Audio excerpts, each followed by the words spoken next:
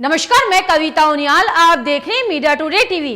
तुर्की के राष्ट्रपति रजब Tayyip Erdogan ने नागोर्नो काराबाग में तेजी से शुरू हुए विकास कार्यों, टूटी हुई इमारतों की मरम्मत और नए निर्माण कार्यों के शुभारंभ पर अपनी खुशी जाहिर की है।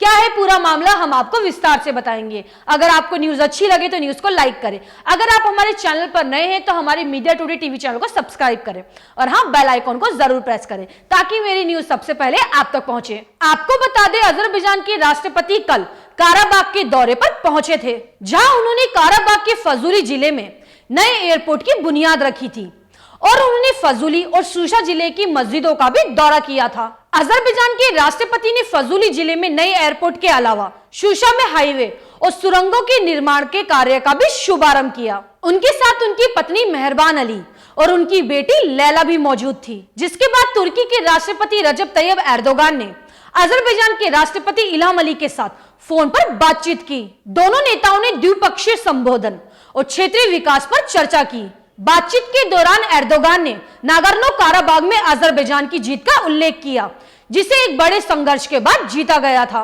पहाड़ों, घाटियों और जंगलों के बीच 10 किलोमीटर का ये क्षेत्र आजाद कराना बहुत ही मुश्किल काम था, क्योंकि ये इलाका ऊंची ऊंची पहाड़ियों से चारों तरफ से घिरा हुआ है। लेकिन अजरबैजान के बहादुर फौजियों ने रास्ते में बसे बस्तियों और गांवों को आजाद कराया और शूशा शहर से संपर्क किया और फिर शूशा को कब्जाधारियों से मुक्त कराया। एर्दोगान ने इसे क्षेत्रीय शांति और स्थिरता का नया अवसर बताया है। उन्होंने कहा कि तुर्की सभी क्षेत्रों में अजरबैजान का समर्थन और योगदान जारी रखेगा। अजरबैजान के राष्ट्रपति ने कहा कि मुझे विश्वास है कि शूशा युद्ध दुनिया भर के आर्मी स्कूलों के पाठ्यक्रम में शामिल किया जाएगा।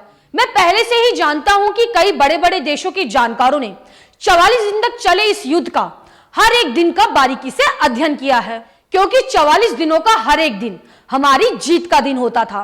शूशा की आजादी हमारे दुश्मनों के लिए सबसे बड़ी चोट थी, क्योंकि शूशा को हमारे दुश्मनों से आजाद कराना नामुमकिन था और शायद वो कुछ हद तक सही भी थे, क्योंकि इस शहर का निर्माण कुछ इस तरह से किया गया था कि खड़ी चट्टानें, नदी और चोटी इस शहर को चारों ओर से बचाते हैं। अभी तक हमारे दुश्मन जो चिंगारते थे, वे अब चूहे की तरह बैठे हुए हैं। वे अब एक शब्द भी नहीं बोल सकते, क्योंकि हम यहाँ विजेता के रूप में आए हैं और आज इस आजाद भूमि पर अजरबैजान का झंडा लहरा रहा है। हम यहाँ अपने बलबूते आए हैं, किसी ने हमें ये जमीन नहीं दी। कोई भी बातचीत किसी भी महत्व की नहीं थी। हमें लगता था कि हमें अपनी जमीन को अपने दम पर आजाद कराना था और हमने ऐसा ही किया। हमने दुश्मन के सर को कुचलकर पूरी दुनिया के सामने अपनी ताकत को साबित किया। हमने अपने दुश्मन को अपने सामने घुटने टेकने और अपनी शर्तों को मानने पर मजबूर कर दिया।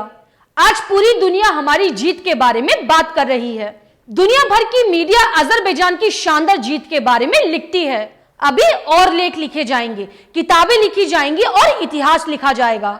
हमारी शानदार सेना का 44 दिन का यह युद्ध 21वीं सदी का युद्ध था। हमने इस युद्ध के लिए ठीक से तैयारी की थी।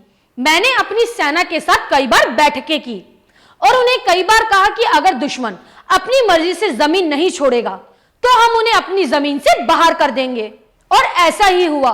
44 दिन के युद्ध का हर एक दिन जीत का दिन था। हर दिन हम आगे बढ़े और एक दिन भी हम पीछे नहीं हटे।